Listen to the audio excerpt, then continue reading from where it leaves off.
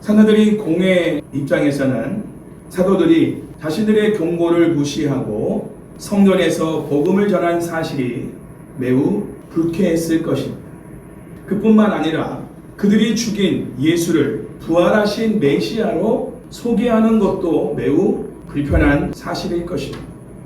특별히 사내들이 공회가 염려한 것은 사도들의 가르침이 산불처럼 확산되고 번져나가고 있다는 것이었습니다.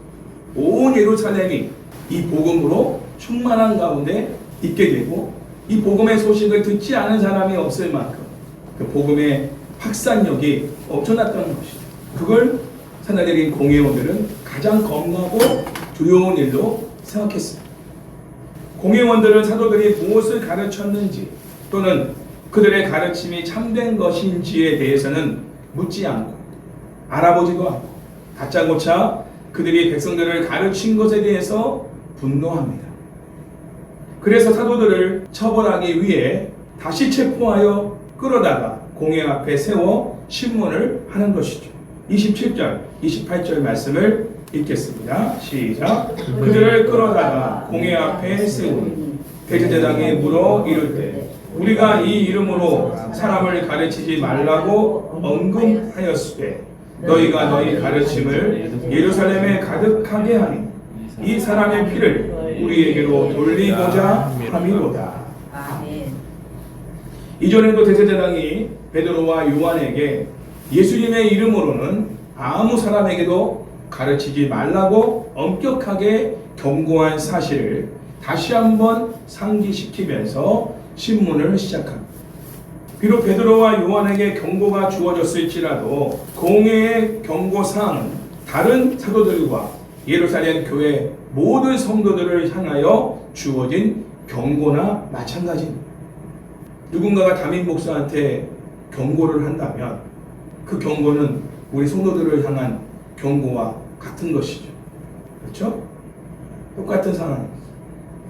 그럼에도 불구하고 사도들은 유대인의 최고 법정기관인 사내들인 공회원들의 경고에 복종하기보다 하나님의 지시에 복종하여 성전에서 예루살렘 교회 성도들과 군중들에게 생명의 말씀, 구원의 말씀인 복음을 담대하게 증거하였고 많은 사람들이 사도들의 가르침을 듣기 위해 새벽부터 성전에 모여드는 놀라운 역사가 일어나게 되었습니다. 이렇듯 하늘의 권세 아래 사는 믿음의 사람들은 땅의 권세에 부당한 요구, 불합리한 요구, 불의한 요구에 대해서 절대로 굴복하지 않습니다. 우리도 하늘의 권세 아래 사는 성도로서 세상 권세의 부당하고 불의한 요구에 절대로 복종하지 않기를 주님의 이름으로 축원합니다. 불합리한 것들을 요구할 때, 불의한 일들을 요구할 때, 불법을 행하도록 요구할 때 하나님이 기뻐하시지 않는 하나님의 뜻에 불순종하게 만드는 그런 어떠한 지시와 경고를 누군가가 했을 때도 우리는 과감하게 거절할 수 있고 그 부분에 대해 굴복하지 않을 수 있는 그러한 하늘의 권세 아래 살고 있는 성도들임을 잊지 말아야 해요. 사람의 권세와 세상의 권세 앞에 우리가 굴복하는 사람이 되서는 절대로 안 될 것입니다. 초두에도 우리가 회개한 기도의 내용도 마찬가지입니다. 누구의 말을 듣고 우리가 순종하는, 우리가 순종하는 그 사람이 바로 우리가 믿는 사람입니다. 정말 우리가 예수 그리스도를 믿는 사람이라면 우리는 예수 그리스도의 가르침에 순종해야 하는 것이 마땅합니다. 그러나 예수님의 가르침을 우리가 알고 있음에도 누군가가 나에게 무엇인가를 제시했을 때 그 사람의 말을 따라서 우리가 순종한다면 우리는 말로는 예수님을 믿고 의지한다고 말하고 예수님이 나의 주인이라고 고백하지만 실제로는 예수님이 나의 주요 구주가 아니고 믿음의 대상이 아니라 내가 듣고 따르고 있는 바로 그 사람이 나의 주고 내가 의지하는 존재라는 사실을 내가 증명하고 있는 것이죠. 아무리 육신의 부모라도 불합리하고 불의한 그리고 하나님의 어떤 기뻐하시지 않는 것들을 우리에게 강요하거나 요구할 때는 그 권위에 우리가 굴복하지 않는 것이 하나님의 중심으로 사는 하나님의 백성들의 모습입니다. 그러나 하나님의 권위자인 부모님들이 하나님의 뜻을 따라서 여러분들에게 교육을 시킬 때 그 권위에 복종하고 순종하는 것이 하나님의 권위에 순종하는 것이나 마찬가지죠. 왜냐하면 그 권위를 주신 분이 하나님이십니다. 그 세상의 모든 권위는 하나님으로부터 온 권위예요. 최종적인 권위는 하나님에게 있습니다. 그러므로 모든 권위에 우리가 순복하되 그 권위자들이 하는 말이 하나님의 권위에 합당하지 않은, 하나님의 뜻에 합당하지 않은 것들을 우리에게 요구할 때는 굴복하지 말고 순종하면 안 된다는 것이죠. 하나님 뜻에 우리가 결정적으로 최종적으로 순종을 해야 한다는 것이죠. 그러니까 우리가 하나님 뜻을 모르고 있으면 이게 하나님 뜻인지도 모르고 사람이 나에게 무엇을 말할 때 그 사람의 말에 우리가 순종하기 위해서 그 사람의 말을 듣는 경우가 생긴다. 하나님의 뜻을 우리가 분명히 알아야 권위자인 누군가가 자신의 뜻을 우리에게 강요할 때 그것은 하나님의 뜻과 합당하지 않은 부분임을 우리가 알아야 그가 요구하는 것에 우리가 따르지 않을 수가 있는 것이죠. 하나님 뜻을 모르면, 분별하지 못하면 그런 선택과 결단을 할 수가 없는 것입니다. 사도들은 대제사장이 이름을 언급하길 피하는 이 사람, 고 예수의 이름으로 사람들을 가르쳤기에 예수님의 피, 고 예수님을 죽인 것에 대한 죄를 유대 지도자들에게 돌리고자 하는 것으로 인식하였습니다. 찔린 거죠. 예수님의 이름으로 가르치고 그 예수님께서 부활하시고 또한 승리하신 메시아라는 사실을 증거하는 것은 그 예수님을 죽인 유대 지도자들에게는 그 예수님의 죽음에 대한 그 어떤 공의로운 하나님의 심판을 자기들에게 지금 내리시는 것으로 그렇게 생각할 수밖에 없는 두려운 일인 것이죠. 겁나는 일인 것이죠. 양심에 찔리는 부분이죠. 그러니까 이 사람의 피를 우리에게로 돌리고자 함이로다라는 이런 표현을 하는 거예요. 우리가 그 예수를 죽인 것에 대한 어떤 대가를 우리에게 지금 치르도록 하기 위해서 지금 예수님의 이름으로 가르침을 계속해서 행하고 있는 것으로 사내들인 공회원들은 받아들인 것입니다. 이전에도 사도들은 예수님의 십자가의 죽음의 원인과 책임을 유대인들에게 돌렸기 때문에 이러한 말이 가능한 것이죠. 사도행전 4장 10절에서 사도들은 너희가 십자가에 못 박은 예수라고 증거하였기 때문입니다. 유대인들에게 한 말입니다. 하나님께서 죽은 자 가운데서 일으키신 메시아를 살해한 것에 대해 정죄함으로 그리스도인들은 유대 지도자들에 대한 하나님의 보응을 공개적으로 요청한 것이라고 볼 수가 있습니다. 하나님께서 저들을 친히 보응하여 주시오. 이런 마음을 가지고 너희가 십자가에 못 박은 예수라고 전하게 된 것입니다. 유대 지도자들은 예수님의 죽음을 악인에 대한 법적 재판의 결과로 간주하였지만 그리스도인들은 예수님의 죽음을 살인 행위로 간주하였고 유대 지도자들은 살인죄를 범한 자들이라고 주장한 것입니다. 다 함께 29절 말씀을 읽겠습니다. 시작. 베드로와 사도들이 대답하여 이르되 사람보다 하나님께 순종하는 것이 마땅하니라. 아멘. 베드로와 사도들은 사람의 지시보다 하나님의 지시에 순종하는 것이 마땅하다고 여기고 있었습니다. 이게 정말 하나님을 믿는 사람들의 증거입니다. 사도들이 공회의 권위도 크지만 하나님의 권위는 훨씬 더 크기 때문입니다. 사도들이 공회원들에게 그 권위를 부여하신 분도 하나님이십니다. 하나님께 그 권위를 부여받은 사도들인 공회원들이 하나님의 뜻을 대적하여 하나님이 보내신 메시아이신 예수님을 십자가에 죽게 한 거예요. 하나님을 대적한 것이고 하나님께 반항한 것이고 하나님 앞에 엄청난 죄를 범한 것이죠. 또 그 예수 이름으로 아무 사람에게도 가르치지 말라고 경고한 것입니다. 그러니 사도들이 공회원들이 자기의 권위를 가지고 그런 명령과 지시를 내렸다 할지라도 하나님의 명령에 부합되지 않고 반대가 되기 때문에 하나님의 지시와 주사자를 통해서 지시를 받은 대로 가서 예루살렘 성전에 서서 하나님 말씀을 다 전하라는 그 명령에 따라 순종할 수밖에 없는 거죠. 사도들이 공회원들이 당시에는 최고의 법정기관에 속해 있는 지금으로 나는 판사와 대법관 같은 이러한 역할들을 하는 사람들이지만 그들의 경고와 지시에 순종할 수 없는 것, 하나님의 지시와 명령이 더 크기 때문인 것입니다. 하나님의 지시와 명령을 따라 순종하다 보니까 이렇게 체포를 당하고 신문을 당하는 이런 어려움도 겪게 되는 것이죠. 그러나 하나님 말씀을 가르치는 걸 중단할 수는 없는 것입니다. 왜? 하나님이 명령하셨기 때문에. 우리의 중심이 정말 하나님께 있다면 하나님이 우리에게 명령하신 바를 따라 순종해야 마땅한 것입니다. 아무리 권위자라 할지라도 하나님이 명령하신 지시를 따라 행하는 것을 못하게 한다면 거기에 대해서 우리가 굴복해서는 안 된다는 것이죠. 예를 들어 주일 예배를 드리지 마. 예전에 제가 그런 일들을 당했었죠. 우리 친할머니, 친할아버지 집에 살았을 때. 그때는 그분들이 독실한 불교 신자였습니다. 7살 초등학교 1학년 때 예배를 드리러 교회 가려고 그러면 못 가게 합니다.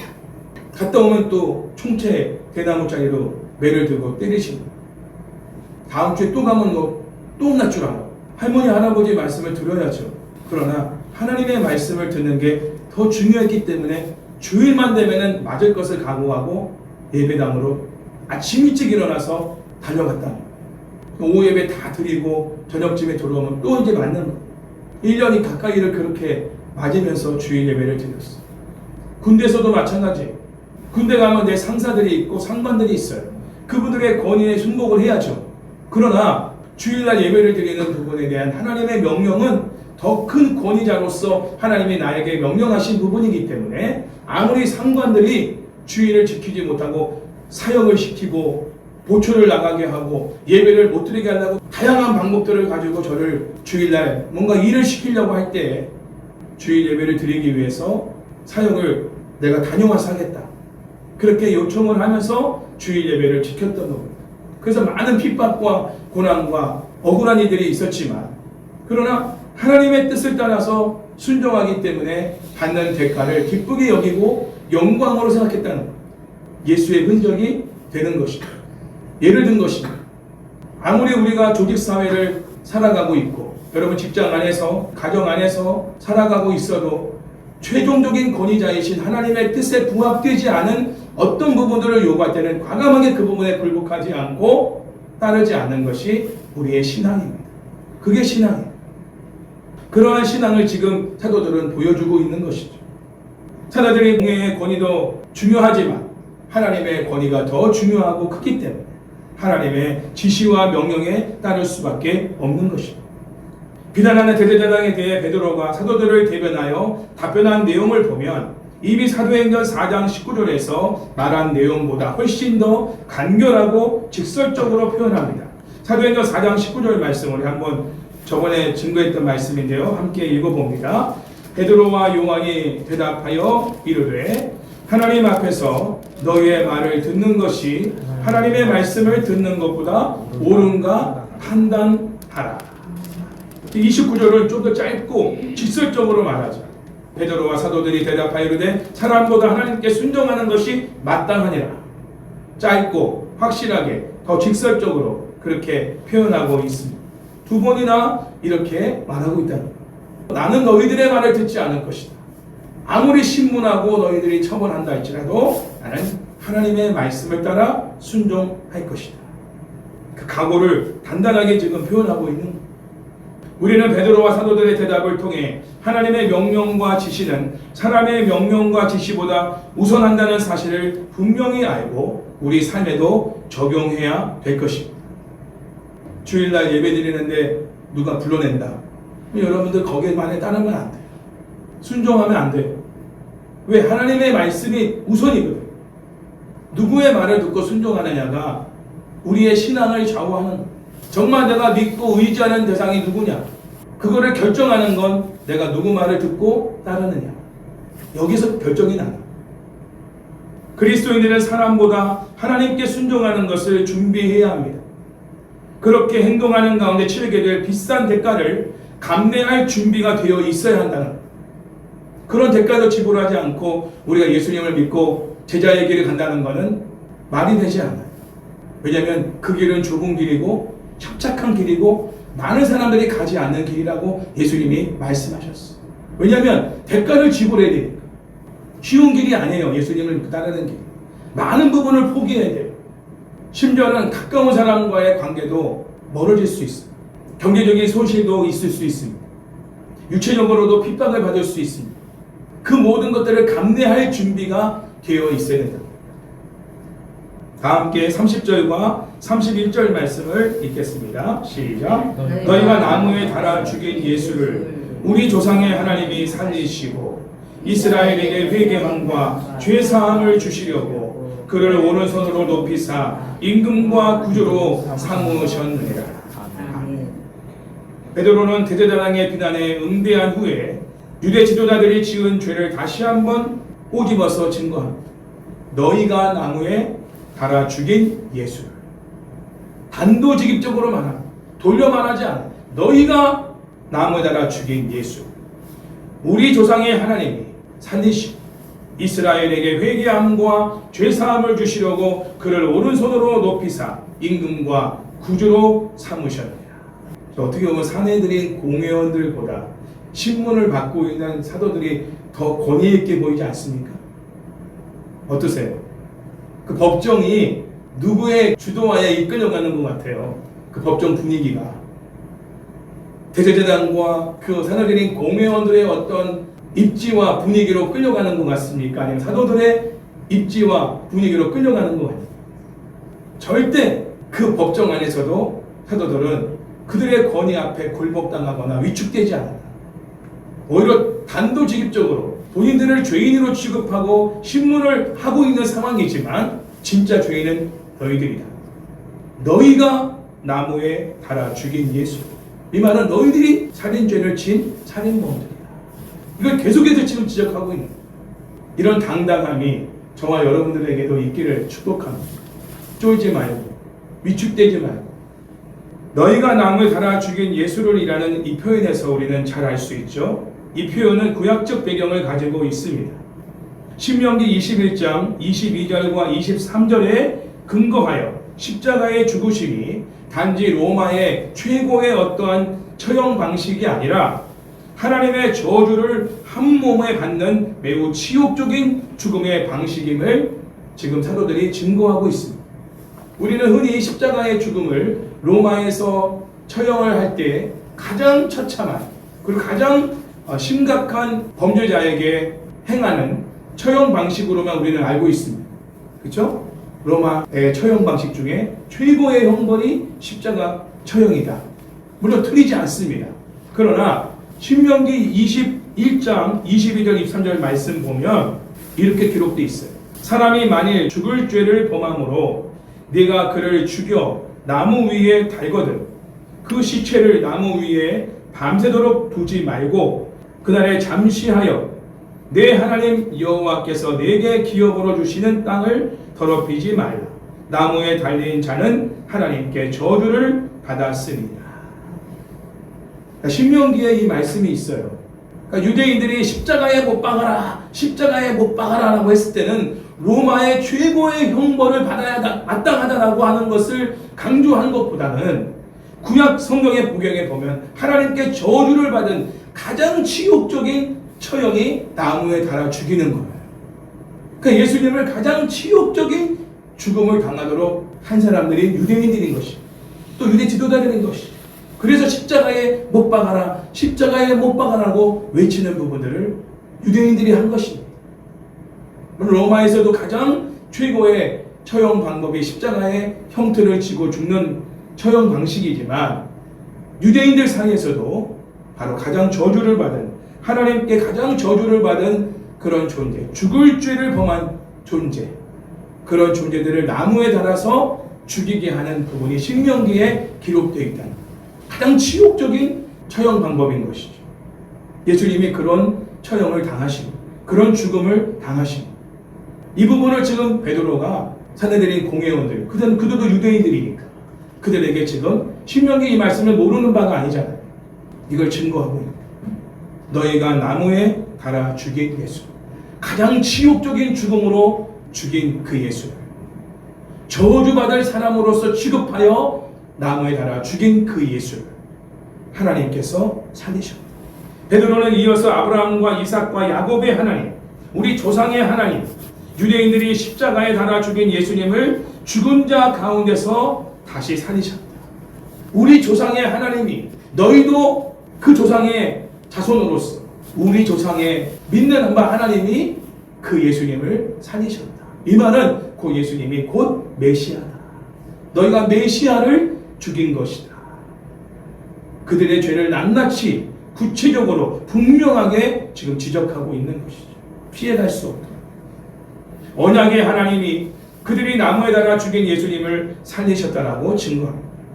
5장에서 베드로의 설교는 앞서 행해진 3번의 설교, 즉 2장의 오순절 설교, 3장의 솔로몬 행각 설교, 4장의 공회 설교 내용이 조금씩 들어간 일종의 요약편이라고 볼 수 있습니다. 똑같은 설교를 하고 있어요. 2장에서 3장에서 4장에서 또 5장에서도. 그러나 이 5장 내용은 함축적인 요약적인 이런 부분으로 다시 한번 이 복음의 말씀을 전하고 있다. 회개할 기회를 계속 지금 사내들이 공회원들에게 주고 있는 것입니다. 이런 자세가 필요해요. 권위자라 할지라도 그들도 죄인이라면 그들도 회개함과 용서함을 받을 수 있도록 그들이 지은 죄에 대해서 우리가 분명하게 지적하고 그들이 회개할 수 있는 기회를 계속해서 제시하는 것이 하늘의 권세 아래 살아가는 성도들의 모습이 된다는 것이죠. 그 권위 아래 우리가 굴복하면 안 되고 오히려 그 권위자라 할지라도 죄를 범하고 있는 사람이라면 그가 회개하고 돌이킬 수 있는 기회를 주는 것이 우리 그리스도인들의 삶이 되어야 한다. 이것이 복음을 들고 산을 넘는 자들의 발걸음이 되는 것입니다. 베드로가 강조하고 있는 것은 뭡니까? 이 일을 행하신 분이 유대인들이 조상 대대로 믿어오고 섬겨온 하나님이시라는 거예요. 그러니까 하나님께서 예수님을 십자가에 못 박아 죽도록 허락하셨고 또 그 죽으신 예수님을 다시 살리셨다는 거예요.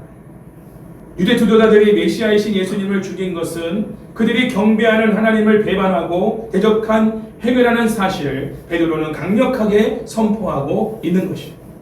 하나님의 이름으로 그들이 재판을 하고 있지만 율법을 가지고 재판하고 있지만 그들이 정작 하나님을 배반하고 대적한 장본인이라는 거예요. 너희들이야말로 진짜 하나님 앞에 회개하고 용서를 받아야 되는 존재들이다. 이거를 지금 꾸짖고 있는 거예요. 누가 누구를 꾸짖고 있는 상황인지 바뀌어진 상황입니다. 멋지지 않아요? 나는 이런 사도들의 모습이 너무 멋있어. 세상의 권력과 어떤 그런 권위자들 앞에서 쫄지 않고 너희들이 주인이다. 너희들이 회개해야 돼. 너희들이 용서를 받아야 된다. 유대 주도자들은 예수님의 죽음을 로마인들에게 돌려서 회피하려고 하고 싶겠지만 예수님을 죽인 책임을 로마인들에게 전가할 수는 없는 것입니다. 왜? 주동자가 누구냐이고 유대인들이고 유대 지도자들인 것이죠. 그들이 예수님을 십자가에 못 박게 하는 장본인 역할을 하는 거예요. 물론 로마인들이 예수님을 십자가에 못 박는데 사용되었죠. 그러나 죽게 만든 장본인들은 누구냐면 바로 유대 지도자들인 것이죠. 그리고 그 일을 동조한 사람들이 유대인들인 것이죠. 예수님이 예루살렘에 입성할 때 호산나 하면서 예수님을 찬양했던 사람들입니다. 메시아로 오신 예수님을 환영하고 찬양했던 사람들이 예수를 십자가에 못 박으라고 외치는 사람들이 된 거죠. 물론 그 일을 뒤에서 유대 지도자들이 조장했죠. 그런 분위기를 만들었죠. 하나님은 그런 부분을 너무 정확히 아셔요. 그리고 이 법정에서 사내들이 공의원 법정에서 그 죄를 사도들을 통해 꾸짖고 계십니다. 그리고 회개할 기회를 주시는, 물론 회개하지 않죠. 그 사내들인 공회원들 중에서도 의로운 사람이 있었죠. 아리마대 사람 요셉. 그 사람은 자기 형님을 하면서 예수님의 시신을 이렇게 마지막 장례를 치를 때 그런 역할을 했죠. 니고데모 같은 사람, 그렇죠? 예수님께 거듭남에 대해서 궁금해서 밤늦게 와가지고 물어봤던 사람. 이런 사람들도 굉장히 고위 공직자에 있는 사람들입니다. 그런 사람 외에 다른 사람들은 회개하고 돌이킬 사람이 없어요. 그래도 기회를 주시는 하나님, 그리고 죄가 뭔지를 분명하게 알게 지적하시는 하나님, 그럼에도 불구하고 회개하지 않는 자에게는 구원함이 있는 것이 아니라 심판이 있게 하시는 거죠. 심판의 근거도 분명하게 알게 하시는 거예요. 왜 심판을 받아야 되는지. 베드로는 유대 지도자들에 의해 십자가에 못 박혀 죽으신 예수님을 하나님께서 친히 그분의 오른손으로 높이시어 임금과 구주로 삼으셨다라고 증거합니다. 구약 성경에서 여호와는 이스라엘의 구원자, 곧 구원의 하나님을 가리키는 표현이죠. 그런데 지금 사도들은 예수님을 구주라고 선언하고 있습니다. 이 구주라고 선언하고 있는 부분은 뭐냐면 구약 성경적으로 말하면 여호와라는 얘기예요. 여호와. 구약에서 말하는 그 여호와 하나님이 바로 예수 그리스도시다. 이 부분을 임금과 구주로 삼으셨다라는 부분에서 구주라는 표현이 바로 여호와라는 표현이에요. 구원의 하나님. 여러분 구약 성경 읽을 때 여호와 하나님이 나오잖아요. 그 여호와 하나님을 읽을 때는 여러분들이 예수 그리스도로 보시면 됩니다. 여호와. 구원의 하나님으로서 우리에게 오시는 그분은 누구냐? 예수 그리스도. 베드로는 유대 지도자일 뿐만 아니라 모든 이스라엘 백성들은 임금이시며 구주이신 예수님을 통해 회개하여 그들의 죄에 대한 용서를 구해야 한다고 증거하고 있습니다. 베드로가 하나님께서 회개함과 죄사함을 주시려고 예수님을 오른손으로 높이사 임금과 구주로 삼으셨다고 증거한 부분이 매우 중요한 복음의 메시지입니다. 하나님은 예수님을 죽은 자 가운데서 살리시고 임금과 구주로서 높이시어 죄인들에게 회개함과 용서함의 기회를 주시는 분이라. 예수님을 임금과 구주로 믿고 의지하는 것 외에 다른 어떤 방법으로도 회개함과 용서함을 받을 수가 없다는 거예요. 그러니까 우리가 하나님으로부터 회개함과 용서함을 받을 수 있는, 그러니까 회개할 기회가 주어지는 것도 예수님을 나의 구주와 임금과 나의 주인으로 믿고 의지할 때 회개할 기회도 주시는 거예요. 사도들이 공회원들은 예수님을 그런 존재로 믿지 않고 있잖아요. 그러니까 회개할 기회도 주어지지 않는 거예요.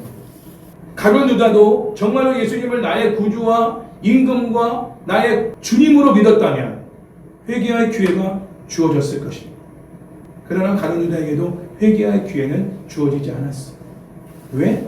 그는 예수님의 제자였지만 예수님을 진정한 임금으로 구주로 왕으로 주인으로 믿고 의지하지 않았습니다. 지금도 마찬가지입니다.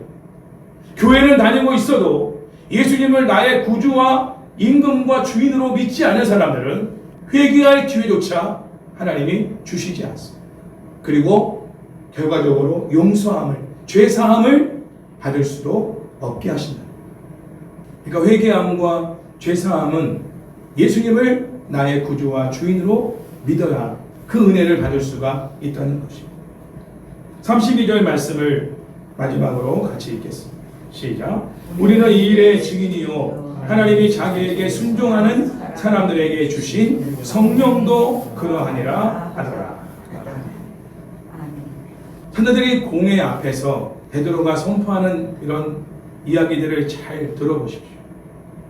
베드로는 사도들이 공회 법정에서 사도들을 비난하는 자들과 재판관들에게 오히려 복음을 전할 기회로 삼고 있다. 노골적으로 전합니다. 우리는 이 일의 증인이다.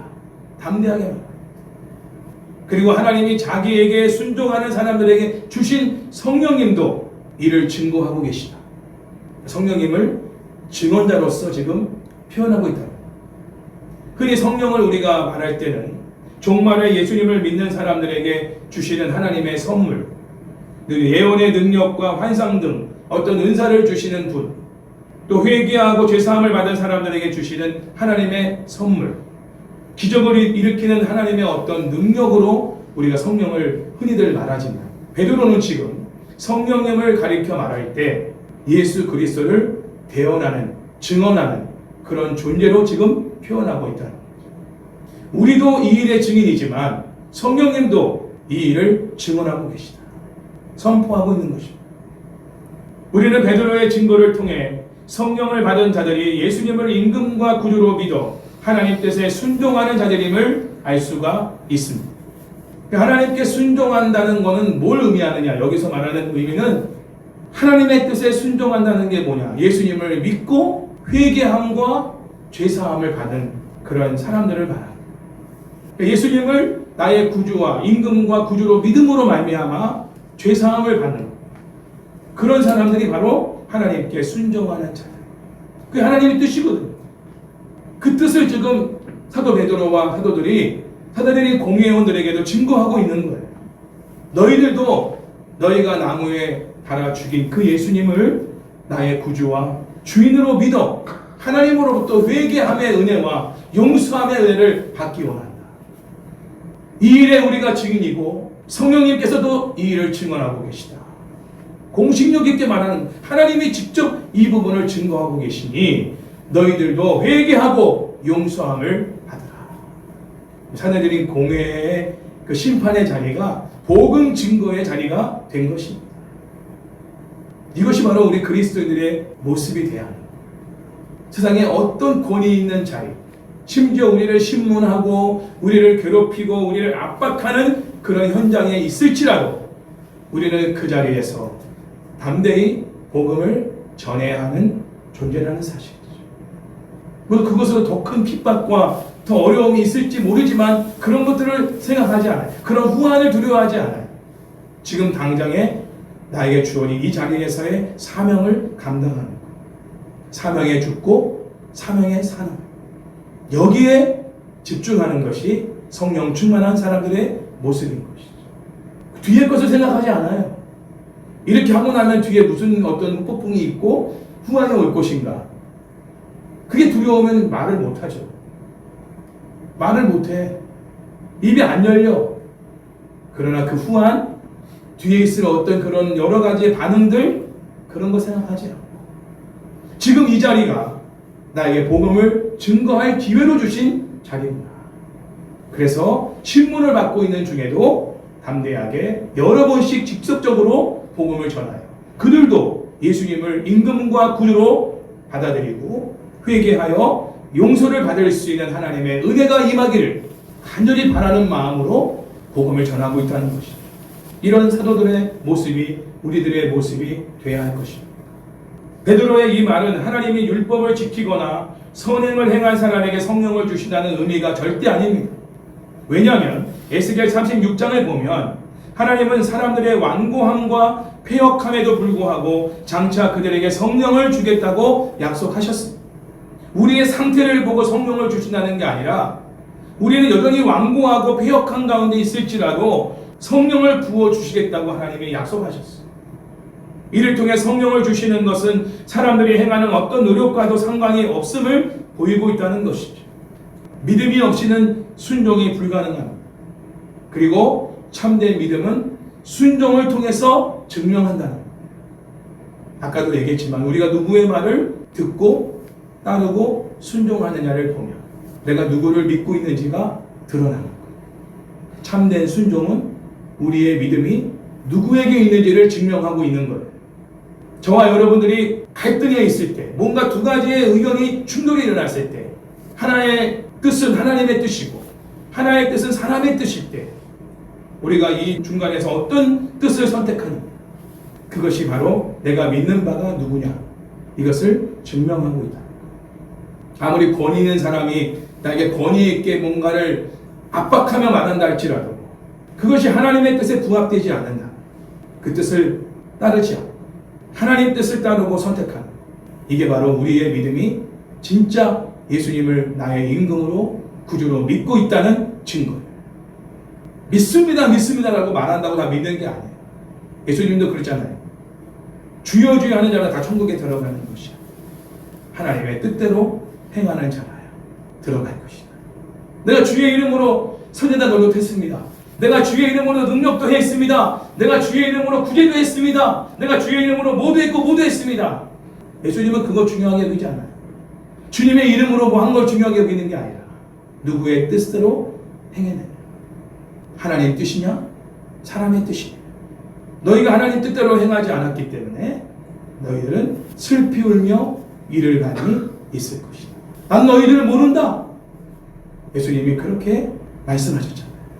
중요합니다. 이 부분이 굉장히 중요합니다. 사내들인 공회원들은 율법에 철저한 사람들입니다. 그죠? 아무나 공회원이 되지 못하겠죠. 바리새인 중에서도 최고의 바리새인들, 율법학자 중에서 최고의 율법학자들이 뽑혀서 대표로 유대인들의 대표기관으로서의 법정에 서게 된 거예요. 최고의 엘리트입니다. 율법으로는 최고의 사람들입니다. 이 사람들을 누가 가르치거나 지도할 사람들이 없습니다. 근데 그런 사람들이 하나님 뜻대로 행하지 않고 사람의 뜻대로 자기들의 뜻대로 행한 거예요.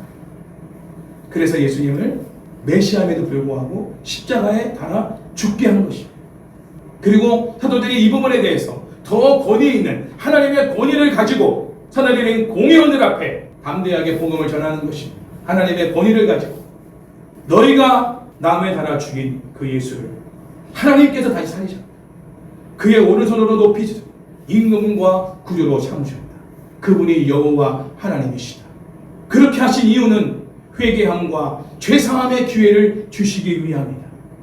그러니 너희도 예수 그리스도를 나의 구주와 주인으로 믿어 하나님으로부터 회개함과 죄사함의 은혜를 받아야 할 것이다.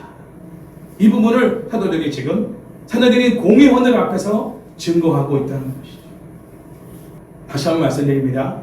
하나님께서 순종하는 자에게 성령을 주신다고 했을 때 그 순종은 율법을 철저히 지켜 행하는 것을 말하는 게 아니라 예수님을 믿고 의지하는 것을 말하고 있다는 사실을 기억하셔야 돼요. 하나님이 보실 때 너 참 나에게 순종하고 있구나.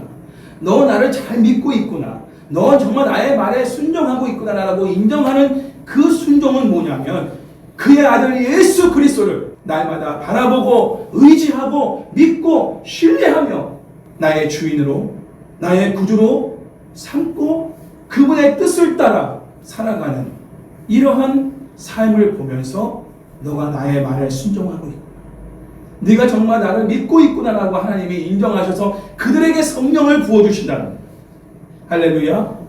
율법을 철저히 지키는 하나님의 공의원이라 율법사와 바리새인들이 그러면 성령을 받아야죠. 율법을 철저히 행하는 사람들이 만약에 성령을 받는다면 그들에게 성령을 받아야죠. 그들에게 성령이 임하지 않았습니다. 그렇죠? 누가 성령을 받았습니까? 나중에도 나옵니다. 이방인들도 성령을 받잖아요. 고넬료의 가정에도 성령이 임하지 않습니까? 빌립보를 통해 사마리아 사람도 성령을 받지 않습니까? 하나님이 누구에게 성령을 주시느냐? 구원의 증표로서 성령을 주시느냐? 예수님을 나의 구주와 주인으로 믿고 의지하며 주님을 따르고자 하는 제자의 삶을 살고자 하는 그런 자들에게 하나님은 성령을 주시는 거예요. 사도들은 이미 성령을 받았죠. 성령을 받았으니까 사람의 권위와 권세 앞에 굴복하지 않고 하늘의 권세를 가지고 그들에게도 지금 복음을 담대하게 전할 수 있는 거예요. 원래 베드로는 그런 사람이 아니었잖아요. 원래 사도들은 그런 사람들이 아니었잖아요. 두려워서 문 꼭 잠가놓고 벌벌 떨고 있던 사람들 아닙니까? 근데 지금 이렇게 변한 거예요. 성령을 받고 나니까 하나님이 그들 안에 거하고 계시니까 사람이 두렵지 않아요. 사람의 권세와 권위에 압박당하고 위협을 당해도 굴복당하지 않는 거예요. 오히려 그들을 굴복시키고 복음의 능력으로 그들에게 선포하는 이런 능력자가 되어 있다는 거예요. 완전한 변화죠. 거듭나요. 하나님은 예수님을 믿고 의지하여 하나님 뜻에 순종하는 자들에게 성령을 선물로 주시고 성령을 선물로 받아 거듭난 성도들을 통해 복음 되신 예수님을 증거하게 하십니다. 그러므로 예수님을 믿고 의지하는 자들, 그 성령을 선물로 받은 자들만이 복음 되신 예수님을 증거할 수가 있습니다. 그리고 그들만이 이 일에 우리도 증인이다. 이 말을 감히 할 수가 있는 것이죠. 목격자다. 우리는 증인이다. 그리고 하나님이 보내신 성령님도 증거하고 계시다. 분리해서 말하고 있지만 사실상 사도들은 누구에 의해서 이 복음을 전하고 있어요? 성령에 의해서 복음을 전하고 있으니까 성령님이 지금 사도들을 통해서 예수님을 증언하고 계시다. 이런 표현을 지금 설명하고 있는 거죠. 나눠서 설명하고는 있지만 따져보면 성령님이 누구를 통해서 지금 예수님을 증거하세요? 성령을 받은 사람들. 다시 말해 예수님을 믿고 의지하는 사람들. 그들이 성령을 받은 사람들이고 그들을 통해 지금 복음 되신 예수님이 증거되고 있는 것이죠. 우리가 그러한 사람들이 되기를 주의 이름으로 축원합니다. 예수님을 믿고 의지하는 자에게 성령이 임하고 성령이 임한 자들만이 복음 되신 예수님을 담대히 전할 수가 있다. 이는 요한복음 15장 26절과 27절에서 기록하고 있는 예수님의 말씀과 일치합니다. 이 말씀을 증거하고 말씀을 마칩니다. 예수님이 이런 말씀하셨습니다. 내가 아버지께로부터 너희에게 보낼 보혜사 곧 아버지께로부터 나오시는 진리의 성령이 오실 때에, 받기 전에 상황이죠. 제자들에게 하신 말씀이에요. 그가 나를 증언하실 것이, 그는 성령님이십니다. 그리고 너희도, 제자들입니다. 너희도 처음부터 나와 함께 있었으므로 증언하느니라. 자, 예수님이 하신 이 말씀이 성취된 거죠. 성령님께서 예수님을 친히 증거하시지만 성령을 받은 제자들도 예수님을 증거하는 자가 되게 하십니다. 이 부분에 제자들에게 이미 말씀하죠. 그 당시는 이해를 못했을 거예요. 뭔 말인지 제자들이 이해를 못했겠지만 실제로 사도행전에 가보면 제자들이 이런 삶을 살고 있는 거예요. 지금도 마찬가지. 지금도 예수님을 나의 구주와 주인으로 날마다 믿고 의지하고 바라보고 신뢰하고 찾고 구하고 주님께 맡기고 주님과 날마다 독대하며 모든 것을 의논하고 상의하고 물으며 살아가는 그 사람들에게 성령이 충만하게 역사, 철저히 가난한 심령, 그 약한 자와 가난한 자가 왜 하나님 나라를 먼저 경험하느냐면, 예수님의 통치를 먼저 경험하냐면 약하고 가난하기 때문에 늘 주님을 찾을 수밖에 없는 거예요. 왜 하나님 우리를 약하게 하시느냐, 가난하게 하시냐? 예수님을 믿고 의지하도록 하기 위해서요. 왜? 그래야 성령님이 우리를 통해서 일하실 수 있거든요. 그리고 결정적인 것, 우리를 통해 복음이 증거되기를 원하시거든요. 그래서 가난한 자에게 복음을, 이 말은 가난한 자가 복음을 받아들이는 부분도 빠르지만 그 가난한 심령이 복음을 받아들여 예수님을 나의 구주와 주인으로 믿고 의지할 때 그들에게 성령이 임하고 또 그들이 가난한 심령으로 그 복음을 증거하는 삶을 살거든요. 부한 자들은요, 성령을 받지도 못하지만 복음을 증거하기도 어렵습니다. 아니, 불가능합니다. 하나님은 찬양도 있지만 약한 자, 가난한 자, 미련한 자를 통해 일하시는 하나님이십니다. 왜? 그들이 예수님을 의지하니까. 혈류병 앓는 여인이 예수님을 의지하는 거예요. 38년 된 병자가 예수님을 의지하는 거예요. 그렇죠? 가진 자, 누리는 자, 있는 자들은 예수님을 믿고 의지할 필요도 없고 의지하지도 않습니다. 그러니 성령을 받지도 못하고 그들은 하나님 나라를 경험하지 못하며 복음을 증거하는 삶도 살 수가 없는 거예요. 그리고 그들이 예배자가 될 수도 없습니다. 그러므로 하나님이 구원하실 사람들에게는 가난한 심령을, 상한 심령을 먼저 우리에게 허락하시고 환경적으로, 상황적으로, 심적으로, 경제적으로, 관계적으로 우리를 공고하게 하시더니 복음 대신 예수님을 믿고 의지함으로 성령을 주시고자, 성령을 받아서 복음의 증인된 삶을 살아가고자 하나님은 그 큰 뜻을 품고 가난한 자들에게 먼저 다 찾아오셔서 복음을 증거하십니다. 예수님이 갈릴리 땅에 먼저 오신 것도 그런 이유죠. 세례 요한이 잡힌 후에 예수님이 복음을 증거하시기 위해 첫 번째 가신 곳이 갈릴리입니다. 갈릴리는 변방이잖아요. 유대 중심지가 아니에요. 예루살렘이 아니에요. 이방인과 유대인들과의 경계선에 있는 사람들이에요. 그 총구석에 가셔서 예수님이 복음을 증거하셨고 거기서 제자들을 부르신 거예요. 베드로, 야고보, 요한, 안드레를 부르신 거예요. 나를 따르라 부르신 거예요. 갈릴리에서 먼저 사역을 시작했다는 걸 우리가 먼저 기억해요. 이제 복음의 증인으로 살다가 우리가 고난을 당할지라도 우리는 이 일의 증인이요 라는 베드로의 확신에 찬 선포가 우리에게도 있기를 주님의 이름으로 축원합니다. 담대하게 어느 권위자들 앞에서도 그들도 회개함과 용서함을 받아야 될 죄인임을 기억하고 불쌍히 여기는 마음을 가지고 그들에게 예수님을 믿고 의지함으로 그들도 성령을 받아 구원을 받고 그리고 복음을 증거하는 증인의 삶을 살아가는 그런 사람들이 될 수 있도록 우리가 함께 기도하며 복음 전할 수 있게 주의 이름으로 축원합니다.